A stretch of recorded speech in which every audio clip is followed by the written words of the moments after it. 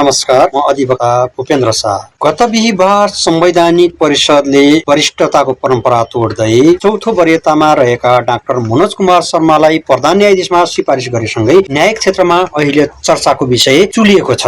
कानूनविदहरूले र राजनैतिक रूपमा पनि राजनैतिक कर्मीहरूले यस बारेमा गम्भीर प्रश्नहरू उठाइरहेका छन्। के चौथो वरियतामा रहेको व्यक्ति प्रधान न्यायाधीश बन्नै नपाउने हो त?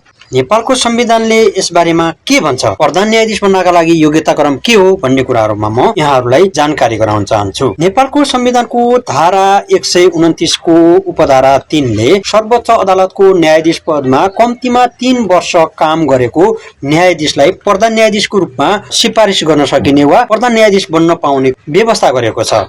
संविधानले चाहिँ प्रधान न्यायाधीश हुनका लागि कुनै कैफियत देखाएन, तर पनि वरिष्ठताको आधार चाहिँ कुल्चेको भन्दै प्रश्न उठेपछि अब के हुन्छ भन्ने कुराहरूमा चाहिँ न्यायकर्मीहरूले पनि प्रश्न उठाइसकेपछि अब के हुन्छ त? अब प्रधान न्यायाधीश हुनका लागि आगामी प्रक्रियाहरू के हुन्? यस बारेमा म तपाईलाई केही प्रक्रियागत कुराहरू म जानकारी गराउन चाहन्छु। डाक्टर मनोज कुमार शर्मालाई प्रधान न्यायाधीशको रूपमा प्रस्ताव गरेसँगै संसदीय सुनवाई समितिद्वारा 10 दिनको समय सीमा राखेर उजुरी आह्वान भइसकेको छ। उक्त 10 दिनको समय सीमा राखेर शनिबारदेखि लागू हुने गरेर प्रधान न्यायाधीश शर्मा विरुद्ध संसदीय सुनवाई समितिले चाहिँ उजुरी आह्वान गरेको छ भने त्यो उजुरी अब के कसरी दिन सकिन्छ भन्ने कुराहरू म यहाँहरूलाई केही छोटो जानकारी गराउन चाहन्छु। उजुरी चाहिँ सचिवालयमा दर्ता पनि गर्न सकिनेछ, विद्युतीय माध्यमबाट वा प्रमुख जिल्ला अधिकारी मार्फत नाम उल्लेख गरेर वा नगरेर प्रस्तावित प्रधान न्यायाधीश विरुद्ध कैफियत लागेमा उहाँहरूले गरेका अदालतका निर्णय फैसला उपर उजुरी दिन सकिनेछ। आगामी जेठ 5 गते चाहिँ त्यो उजुरीमाथि छलफल हुने भएको छ।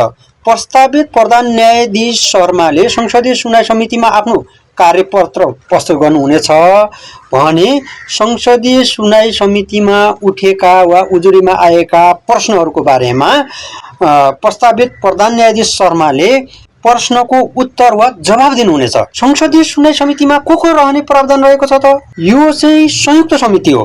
प्रतिनिधि सभा र राष्ट्रिय सभा गरी संसदका दुवै सदनका माननीयहरू समितिका सदस्य रहने कानूनी व्यवस्था छ, जसमा प्रतिनिधि सभाका 12 र राष्ट्रिय सभाका 3 गरी 15 जनाको संसदीय सुनवाई समिति छ।